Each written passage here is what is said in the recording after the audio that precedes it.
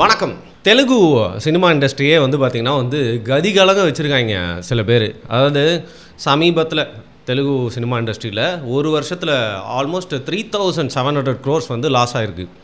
எதனால் அப்படின்னா பைரசினால். இந்த பைரசி அப்படிங்கிறது நம்ம விஷால் காலத்தில், அதாவது பர்மா பஜாரில் போய்ட்டு திருஷ்டு விசிட்லாம் கண்டுபிடிச்சி எட்ரா அப்படி சொன்னார். அதற்கு முன்னாடிலேருந்தே இருக்குது. ஆல்மோஸ்ட் லைக் லேட் 90sலேருந்தே பார்த்திங்கன்னா அந்த பைரசி வேறு லெவலாக எல்லா சினிமா இண்டஸ்ட்ரியுமே அடித்து துவம்சம் பண்ண ஆரம்பிச்சிச்சு. அந்த வகையில் ஃபஸ்ட்டு திருஷ்டு விசிடி கடை இருக்கும். எல்லா இங்கிலீஷ் படமும் வச்சுருப்பாங்க. அது பின்னாடி பார்த்திங்கன்னா நைஸாக மசால் தோசையை வச்சுருப்பாங்க. மசால் தோசைனா என்னென்னா அதுமாதிரி புதுசாக வந்ததுக்கப்புறம் அதை ரெண்ட் விடுவாங்க. அது நிறையா அப்பப்போ மாட்டிக்கிட்டே இருக்கும். ஆனால் அதுலேயும் பார்த்தீங்கன்னா அதிகாரத்தில் இருக்கவங்களோட சில பங்கும் இருக்கும். ஸோ மாமூலம் வாங்கிட்டு அப்படியே அது பாட்டு ஓட்டுனே இருந்துச்சு. அதுக்கப்புறம் திருட்டு விசிடின்றது கொஞ்சம் கொஞ்சமாக வேறு மாதிரி லிங்க்கு அப்படின்னு மாறிடுச்சு இன்றைக்கி. ஸோ பைரசி அப்படிங்கிறது உருமாறி இருக்கே தவிர்த்து அது என்றைக்குமே அழிக்கவே முடியாது அப்படிங்கிறது தெரிஞ்சு போச்சு. எப்படின்னா ரீசெண்டாக ஆந்திராவில் என்ன நடந்திருக்கு, சிரஞ்சீவி, அப்புறம் வெங்கடேஷ், நாகார்ஜுனா, அப்புறம் இன்னொரு பெரிய ஹீரோன்னு நினைக்கிறேன், இவங்க எல்லாரையுமே கூப்பிட்டு உட்கார வச்சு ஒரு போலீஸ்மேன், அவர் பார்த்திங்கன்னா உயர் அதிகாரி, அவர் எக்ஸ்பிளைன் பண்ணுறாரு. இதுக்கு என்ன பின்னணின்னு பார்த்தீங்கன்னா, இந்த 3700 crores லாஸ் ஆனதுக்கு பின்னணியில் இருந்த கேங்கை பஸ்ட் பண்ணிட்டாங்க. ஆல்மோஸ்ட் 40 பேர் சேர்ந்து ஒரு சிண்டிகேட் மாதிரி அங்கங்கே இங்கேமா ரிமோட்டாக இயங்கிட்டு இருந்திருக்காங்க. அவங்க எல்லாருமே பஸ் பண்ணி எல்லாமே பிடிச்சி இவங்க எப்படிலாம் அந்த பைரசியை பண்ணியிருக்காங்க அப்படின்னு பார்த்தப்போ வாயடைச்சி போயிருக்காங்க. ஸோ தெலுங்கில் இந்த முக்கியமான ஹீரோக்களில் இவங்க சீனியர்ஸ், ஸோ இவங்களெல்லாம் கூப்பிட்டு பார்த்திங்கன்னா அந்த ஹையர் போலீஸ் அஃபிஷியல் உட்காந்து அவங்களுக்கு இந்த ஹோல் விஷயத்தையும் பவர் பாயிண்ட் ப்ரெசென்ட் மாதிரி ஸ்க்ரீனில் விளக்குறாரு. அதுதான் பார்த்திங்கன்னா கேட்டோன்னே வாயடைச்சு போயிருக்காங்க இந்த தெலுங்கு ஹீரோஸ்லாம். ஏன்னா பைரசிலாம் பார்த்துருக்கோம், ஆனால் இந்த அளவுக்காடா பண்ணிட்டு இருந்தீங்க, நம்பவே முடியலையே அப்படின்னு சொல்கிற மாதிரி பார்த்திங்கன்னா வேறு லெவலில் பண்ணிட்டு இருக்காங்க. ஒரு சைடு தவறு அப்படின்னா கூட இன்னொரு சைடு ஒரு படத்தில் கம்சி பாயன் படத்தெல்லாம் பார்த்தா கூட சூப்பராக கலத்தி போகிறாங்க அப்படின்னு சொல்லிட்டு அப்ரிஷியேட் பண்ணுற மாதிரி இவனோட பிரில்லியன்ஸை அப்ரிஷியேட் பண்ண தான் தோணுது. அப்படி என்ன பண்ணான் அப்படின்னு கேட்டிங்கன்னா, பீகாரை சேர்ந்த ஒருத்தன் அஸ்வினி குமார் அப்படின்னு சொல்லிட்டு அவன் தான் இதுக்கு ஒரு பெரிய மூளையாக செயல்பட்டுருக்கான். நீங்கள் தமிழ் பிளாஸ்டர்ஸு, அப்புறம் தமிழ் மூவி ஃபார் யூ, அதுக்கப்புறம் டெலகிராமில் இந்த மாதிரி நிறையா லிங்க்ஸ் கொடுக்குற ஹெச்டி பிரிண்ட் கொடுக்கக்கூடிய நிறையா இந்த லிங்க்ஸ்க்கெலாம் பின்னாடி இருக்க வெப்சைட்க்கெலாம் பின்னாடி இருக்கிற ஆள் தான் பார்த்திங்கன்னா இந்த அஸ்வினி குமார். இந்த மாதிரி நிறைய பேர் இயங்கிட்டு இருந்தாலும் இந்த அஸ்வினி குமார் என்ன பண்ணியிருக்கான் அப்படின்னா, உதாரணத்துக்கு இப்போ லைக்கா அப்படின்னு ஒரு கம்பெனி இருக்குது, இல்லை ஒண்டர் பார் அப்படிங்கிற ஒரு பட கம்பெனி இருக்குதுன்னு வச்சுக்கோங்க. இந்த மாதிரி நிறையா பட கம்பெனியில் அவங்க படத்தை எடுத்து வச்சுருப்பாங்களே. இப்போ முக்கியமாக மைத்ரி மூவி மேக்கர்ஸ், எதுக்கு உதாரணத்தை சொல்லிட்டு இந்த மைத்ரி மூவி மேக்கர்ஸ்னே சொல்லி நிறையா வீடியோஸில் நீங்கள் பார்த்துருப்பீங்க. நிறையா இதுக்கு அவங்க தான் ப்ரொடக்ஷன்லாம் பண்ணுவாங்க. அவங்களோட ஆஃபீஸில் படத்தை எடுக்கிறாங்க, காப்பி ஃபுல்லாக பார்த்திங்கன்னா டேட்டா அந்த அவங்களோட சிஸ்டம்குள்ளே இருக்குதுல்ல. இந்த மாதிரி மைத்ரி மூவி மேக்கர்ஸ் மட்டும் இல்லாமல் முக்கியமான பட கம்பெனி எதுனாலும் சரி அவங்களோட ஆஃபீஸில் இருக்க சிஸ்டமை ஹேக் பண்ணி, அதாவது எதில் டேட்டாவை ஸ்டோர் பண்ணி வச்சுருக்காங்களோ அதை ஹேக் பண்ணி அந்த ஹெச்டி பிரிண்ட்டை கரெக்டாக படத்தை ரிலீஸ் பண்ணுறதுக்கு முன்னாடி நாள் இவன் திருடிடுவான்.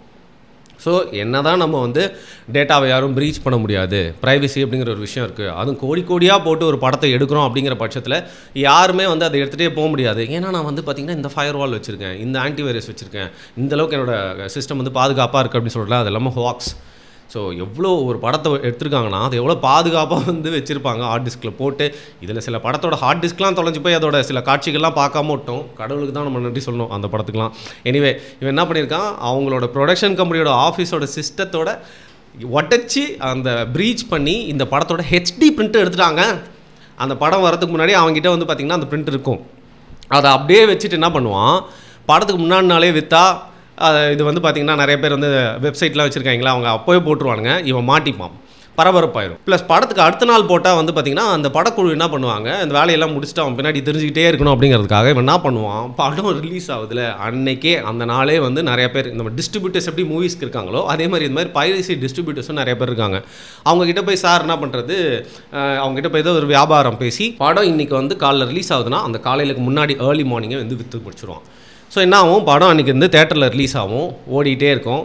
நான் போய் நல்லா டிக்கெட் ஒரு 120 ரூபா கொடுத்து பார்த்துட்டு வரேன்னு வச்சுக்கோங்க.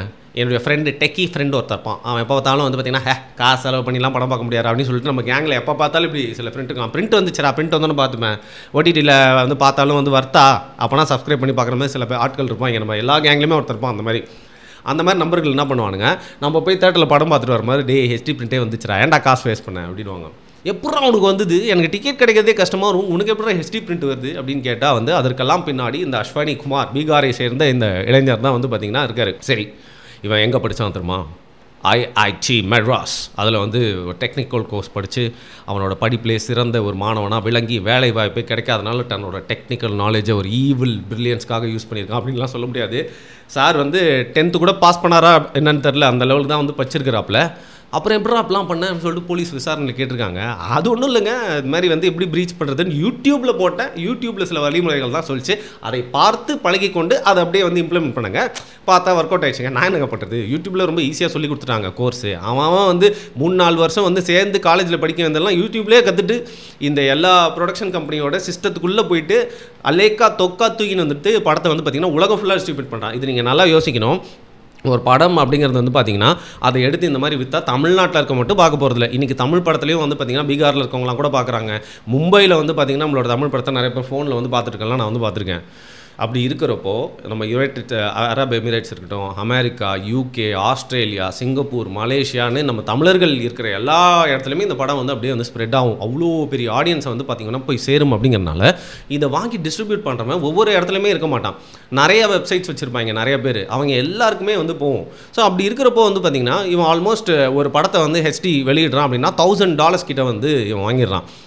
ஆல்மோஸ்ட் இவன் வந்து இந்த ஒரு வருஷத்தில் சம்பாரிச்சதே வந்து பார்த்திங்கன்னா $15,000 கிட்ட இருக்கலாம் அப்படின்னு சொல்கிறாங்க. அது ரொம்ப கம்மி மாதிரி தெரியும். அவன் அந்த தனிப்பட்ட ஆள் $15,000 வந்து சம்பாரிச்சிருக்கான். இந்த படத்தை வச்சு பார்த்திங்கன்னா ஒவ்வொருத்தரும் இவன் மூலியமாக வந்து நிறைய காசு வந்து சம்பாரிச்சிட்டே வந்து போயிட்டே இருந்திருக்காங்க. இப்படி வந்து ஸ்ப்ரெட் ஆகிறப்போ உலக தமிழர்கள், அதுவும் தெலுங்கு சினிமாவை பற்றி உங்களுக்கு சொல்லவே தேவையில்லை. நம்மளும் வந்து படம்லாம் பார்ப்போம்னா கூட அவங்களோட பட கிரேஸ் வந்து வேறு லெவல். அதற்காக வந்து அவங்க என்ன வேணால் பண்ணுவாங்க. அதிகமாக தேட்டர் இருக்க ஒரு மாநிலம்னா பார்த்துக்கோங்களேன். அது மட்டும் இல்லாமல் தமிழர்களுக்கு ஈக்குவலாகவோ இல்லை ஒரு பங்கு அதிகமாகவே வந்து அமெரிக்காவில் வந்து அவங்க போய் செட்டில் ஆகிட்டாங்க. இந்த மாதிரி உலக தெலுங்கர்கள் எல்லாத்துக்குமே வந்து இந்த ஹெச்டி பிரிண்ட் அப்படிங்கிறது தேட்டரில் போய் பார்க்கறதுக்கு விரும்பாதவங்க எல்லாருமே வந்து இதன் மூலிமா வந்து பார்த்துட்டு இருக்காங்க. இதனால் என்னடா இது படம்லாம் விட்டுனே இருக்கிறோம், அது பாட்டு வெளில வந்து இந்த மாதிரி முக்கியமான படம், ஏன் நம்ம ஊரில் அது தெலுங்கு படம் தான், தனுஷ் நடிச்ச குபேரா, அதெல்லாம் பார்த்தீங்கன்னா ஹெச்டி பிரிண்ட் வந்துச்சு. இது மாதிரி நிறையா படம் சொல்லினே போகலாம். முக்கியமான படங்களோட ஹெச்டி பிரிண்ட்லாம் கூட வந்துச்சு. அப்படி இருக்கிறப்போ இவனை வந்து பிடிச்சோன்னே இவன் மட்டும் இல்லாமல் இவனுக்கு உதவி பண்ணாங்க, இவனை மாதிரியே நிறைய வெப்சைட்ஸ் வந்து நடத்திட்டு இருக்கவங்க, இதற்கு எல்லாமே ஹெல்ப் பண்ணவங்கன்னு நிறைய பேரை பிடிச்சிருக்காங்க. சரி, இந்த ஹெச்டி பிரிண்ட் போடுற ஆளை பிடிச்சிட்டாங்களே, 3700 கோடி வந்து நஷ்டத்தை ஏற்படுத்திட்டானே, அவனை பிடிச்சோன்னே இனிமேல் வந்து இதெல்லாம் முடிஞ்சிருமா அப்படின்னு கேட்டால், இனிமேல் பைரேசி ஒழியுமான்னு கேட்டால் அது சான்ஸே இல்லை. இந்த டெக்னிக்கல் ஈராவில் விதவிதமாக வந்து பார்த்திங்கன்னா நம்மளோட டேட்டாவை ப்ரீச் பண்ணி வந்து தூக்கலாம் அப்படிங்கிறதுக்கு இது ஒரு உதாரணம். இப்போ ரீசெண்டாக இவனை பிடிச்சதுக்கப்புறம் இந்த இன்வெஸ்டிகேஷன்லாம் நடத்ததுக்கப்புறம் வந்து ஹெச்டி பிரிண்ட்டு நிறைய படத்துக்கு வந்தது நின்றுனே இருந்துச்சு. ஸோ ஹெச்டி பிரிண்ட் டவுன்லோட் பண்ணுற ஆர்வலர்கள் எல்லாருமே என்ன இது வரவே இல்லை, என்னாச்சு நம்மளுக்கு அப்படின்னு சொல்லிட்டு யோசிச்சுனே இருந்திருக்காங்க போல். அப்போன்னு பார்த்து இந்த தேட்டர் பிரிண்ட்டு திருப்பியும் உள்ளே பூந்து வந்து களைக்கட்ட ஆரம்பிச்சிருச்சு. ஸோ இந்த மாதிரி ஹெச்டி பிரிண்ட்டை உள்ளுக்குள்ளே பூந்து ஊடுருவி திருடி எடுத்த ஆள் இல்லை அப்படின்னாலும் வந்து பார்த்திங்கன்னா தேட்டரில் போயிட்டு அதை வந்து வீடியோ எடுத்து தேட்டர் பிரிண்ட்டு டிஸ்ட்ரிபியூட் பண்ணுறதுக்கும் ஆட்கள் இன்றைக்கும் இருக்க தான் வந்து செய்கிறாங்க. இந்த ராக்கெட்லேயே வந்து பார்த்திங்கன்னா நிறையா தேட்டரில் போயிட்டு எடுக்கிறவன் டிஃப்ரெண்ட்டாக ஒரு ஆள்லாம் என்ன பண்ணியிருக்கான்னு பார்த்தீங்கன்னா தேட்டரில் போயிட்டு ஃபஸ்ட் ஷோ எடுத்துருவானா, இன்னும் கொஞ்ச நாள் கழிச்சு வந்து கொஞ்சம் கூட்டம் குறைவாக இருக்க தேட்டரை பார்த்து அங்கே போய்ட்டு இன்னும் நல்ல பிரிண்ட்டாக எடுத்துருப்பானா. ஸோ ஒரு படத்தை வச்சு பல வகையான வியாபாரம் வந்து பார்க்குறது. இந்த மாதிரி நிறையா வித்தியாசமாக வந்து இந்த மாதிரி பைரசியை வந்து அவன் வியாபாரம் பார்த்துட்டு வந்து லாபம் பண்ணியிருக்காங்க. ஸோ என்ன தான் நீங்கள் இன்றைக்கி ஹெச்டி பிரிண்ட்டை வந்து வரதை தடுத்தாலும் உங்களுக்கு தேட்டர் பிரிண்ட்டு அப்படிங்கிறது வந்து சேர போகிறது நிறுத்தவே போகிறதில்ல. நீங்கள் கேட்கலாம், யாருங்க போயிட்டு அவ்வளோ தெளிவான படம் பார்க்குறதோட தேட்டர் பிரிண்ட் பார்க்குறதுக்கு இருக்கிறா அப்படின்னு சொல்லிட்டு. அதெல்லாம் ஒன்றும் இல்லை. நம்ம கேங்லேயே எவனோ ஒருத்தன் பார்த்தீங்கன்னா அந்த தேட்டர் பிரிண்ட்டாக சொல்லிட்டு பார்த்துருவான். ஃபஸ்ட் நாளே சாப்பிட்டு ஃபுல் படத்தை பார்த்து முடிச்சிருவானுங்க. அது எப்படி இருந்தாலும் மொத்தத்தில் அந்த படத்தை நான் பார்த்துட்டேன், அந்த கதை என்னன்னு எனக்கு தெரியும், நான் காசு செலவு பண்ண தேவையில்ல. இப்போ எல்லாருமே அந்த கதையை பற்றி பேசி போஸ்ட் போடும்போது எனக்கும் அதை பற்றி தெரியும்பா, நானும் அதை பற்றி பேசுவேன் அப்படின்னு சொல்லிட்டு இந்த கும்பலில் கலக்கிற கைஸ் என்ன பண்ணுறாங்க, இந்த மாதிரி தேட்டர் பிரிண்ட்டை பார்த்துட்டே இருக்காங்கன்றனால அதற்கான டிமாண்ட் இருக்கிறதுனால சப்ளையும் தொடர்ந்து இருந்துகிட்டே தான் இருக்கும். சில இடங்களில் என்ன பண்ணுறாங்களாம், தேட்டரில் இருக்கவங்க நிறையா பேரே, ஏன் டிஸ்ட்ரிபியூட்டர்ஸ் நிறைய பேரே வந்து பார்த்திங்கன்னா ஒரு பக்கம் டிஸ்ட்ரிபியூஷன் வேலையும் பண்ணிட்டு இந்த மாதிரி பைரேசியும் போடுற வேலைலாம் வந்து பண்ணிட்டு இருக்காங்களாம். ஸோ இப்படி ஆளுக்கு தங்களோட லாபத்துக்காக வந்து துண்டு போட்டு படங்களில் பைரசியில் விற்கிறதுனால வந்து இது இப்போதைக்கு ஒளிகிற மேட்டர் இல்லை அப்படின்னு இருந்தாலும் இந்த அஸ்வினி குமார் பீகார் கை இருக்கான்ல, அவன் பண்ண விஷயத்தை பார்த்து காவல்துறை மட்டும் இல்லாமல் தெலுங்கு நடிகர்கள் எல்லாருமே வந்து ஆடி போனது மட்டும் இல்லாமல் வாயடைத்து போயிருக்கிறாங்க. இதோட இவனோட வந்து நின்றாது, இவனை மிஞ்சிற மாதிரி ஒரு பிரில்லியன்ட் ஐடியாவோட எவனா ஒருத்தன் வருவான். ஸோ டெக்னாலஜி வளர வந்து பார்த்திங்கன்னா அந்த டெக்னாலஜிலேருந்து நம்மளோட பொருளை, அதாவது நம்மளோட டிஜிட்டல் அசட்டை வந்து காப்பாற்றிக்கிறதுக்கு நம்மளும் புது முயற்சிகள் புது வழிகளை கண்டுபிடிச்சிட்டு இருக்கணும். இல்லை முக்கியமாக இன்னொரு விஷயம் சொல்ல மறந்துட்டேன். இது எல்லாத்தையும் அவன் சம்பாரிச்ச காசெல்லாம் எல்லாத்தையும் பார்த்திங்கன்னா வந்து பிட்காயினில் வந்து முதலீடு வந்து வந்து பண்ணியிருக்கான். அப்படி தான் வந்து சேமித்து வந்து வச்சுருக்கான் அவன். ஸோ அவன் வந்து எப்படி சம்பாதிக்கணும், எப்படி அதை வைக்கணும் அப்படின்ற அளவுக்கு மாஸ்டர் மைண்டாக வந்து செயல்பட்டுருக்கான். ஒரு பக்கம் இது வந்து பார்த்திங்கன்னா பைரசிக்கு எகெயின்ஸ்டாக நம்ம நின்னோம் அப்படின்னா கூட இன்னொரு சைடு வந்து டேப்பா சூப்பரா யூடியூப் வீடியோவை பார்த்து இவ்வளோ பெரிய விஷயம் பண்ணியிருக்கல அப்படின்னு சொல்லிட்டு வந்து கேட்க தான் ஒன்று தோணுது. இனிமேல் புதுசாக எவனா வருவானா, அவன் என்ன புது ஐடியாவோடு வருவான் அப்படிங்கிறதை காத்திருந்து பார்ப்போம்.